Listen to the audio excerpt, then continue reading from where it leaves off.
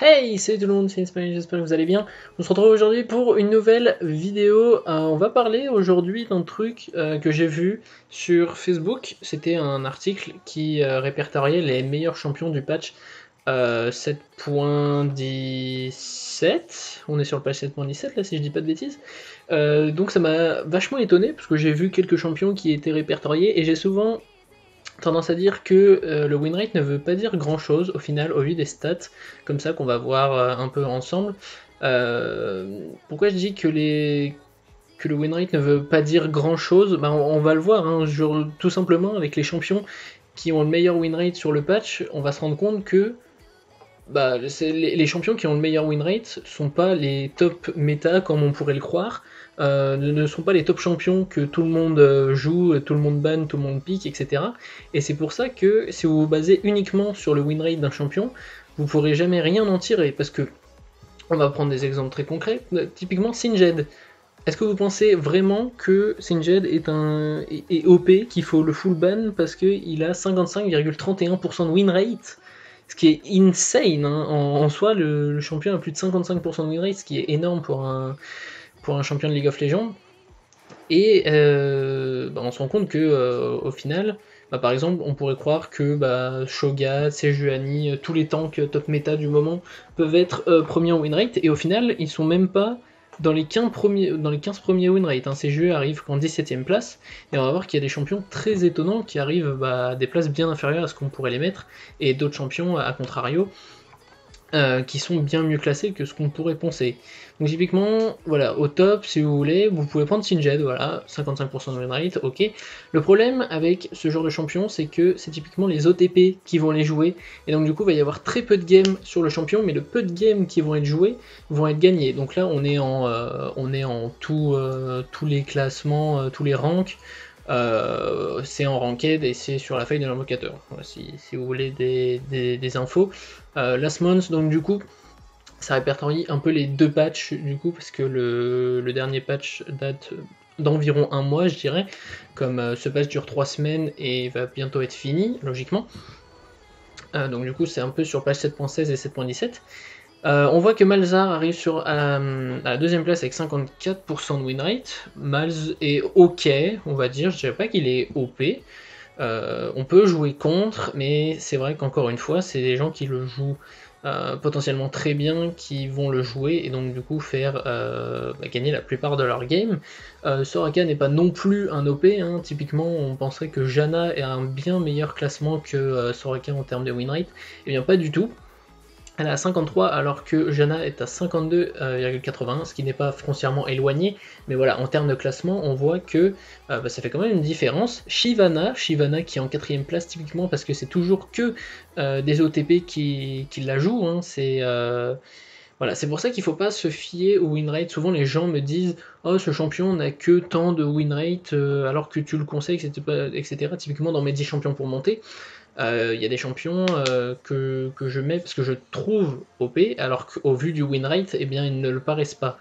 Et à contrario, il y a des gens qui me disent « Oui, mais pourquoi t'as pas mis Malzahar qui a 54% de win rate ?» Tout simplement pour les raisons que je vous explique depuis le début de la vidéo. Et c'est pour ça que, par exemple, si vous ne savez pas quoi jouer, si vous commencez LoL, etc., il ne faut pas vous fier au win rate écrit sur le papier comme là. Hein. Typiquement, après le premier ADC quand même, qu'on voit, ça c'est insane. Hein. Vayne, qui a 52% de win rate, ça veut bien dire que ça veut rien dire en fait. Parce que Vayne est jouable, c'est ok, même si elle mériterait d'après moi un buff, et ça montre bien que la plupart des gens qui jouent Vayne savent quand même la jouer un minimum, puisque le champion arrive en tête des ADC en win rate, ce qui est normalement pas le cas. Les ADC du moment, c'est typiquement Tristana, Twitch a à mon avis un très bon ratio en solo queue, Tristana, Xayah, Kalista, typiquement, et au final, c'est Vayne qui arrive en première ADC.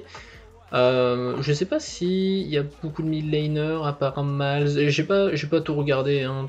Anivia arrive à 51ème place. Est-ce qu'on peut voir des champions un peu plus étonnants? Typiquement Jinx voilà, arrive avant tout ce qui est Tristana, Kalista, etc.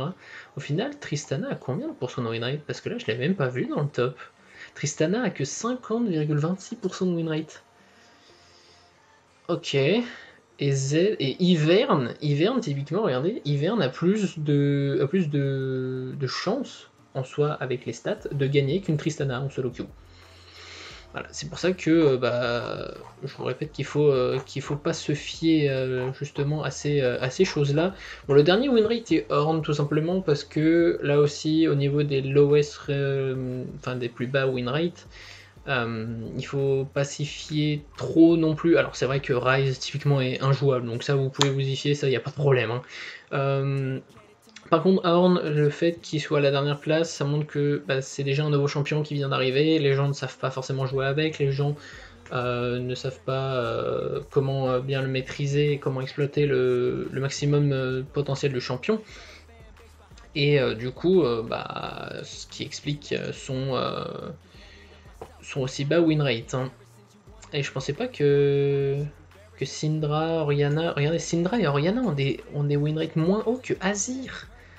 Ça veut absolument rien dire. Donc si vous voulez, on va faire un petit tour dans tout ce qui est rank, etc. Donc Malzar, Shyvana, Singed, on retrouve à peu près les mêmes champions au final, puisque forcément Hall c'est fait de tout ça, donc forcément on va retrouver un peu les mêmes champions. Hein. En bronze, c'est Malzar, Shyvana, Blitzcrank, le top. Blitzcrank qui est ok, on va dire. Je dirais pas que c'est le champion le plus OP, mais c'est vrai que quand on sait pas jouer contre, c'est difficile de voilà, d'esquiver ses graves, etc. On va dire.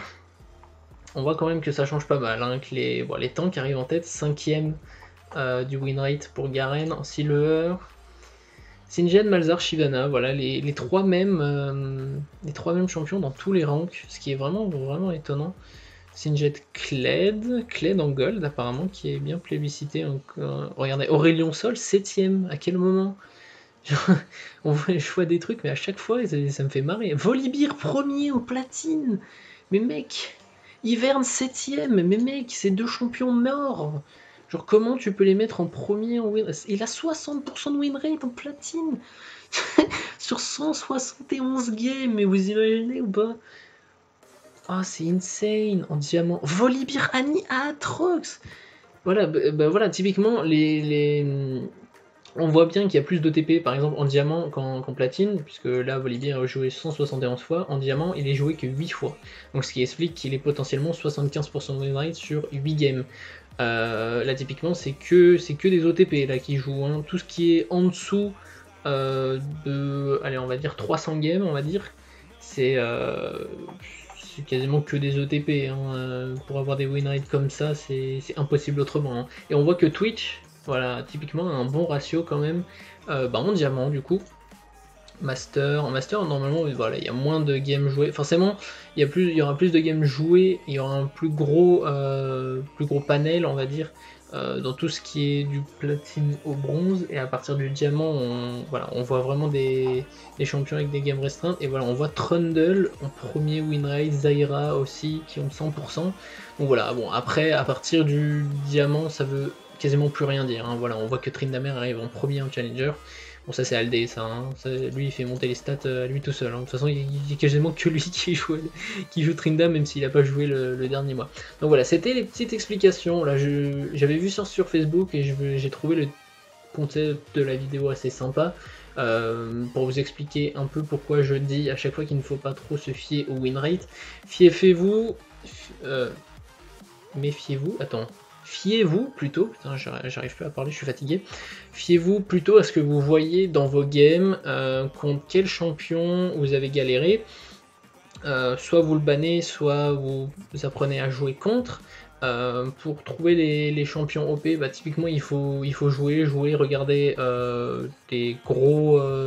regarder des streamers, regarder des vidéos, etc. Tout ce qui peut vous mettre sur la voie des champions OP du moment, on va dire, et puis jouez vos propres champions, n'essayez pas de toujours avoir les champions OP du moment. Si vous jouez très bien votre champion, eh bien vous vous adapterez à la méta, vous adapterez au nerf, au up, après dans une moindre mesure, hein, typiquement Azir, les OTP Azir malheureusement c'est compliqué quoi, hein, donc voilà. J'espère que la petite vidéo vous aura plu. Je coupe là parce que j'arrive plus à parler. Je vous fais des bisous, c'était Spring. Ciao.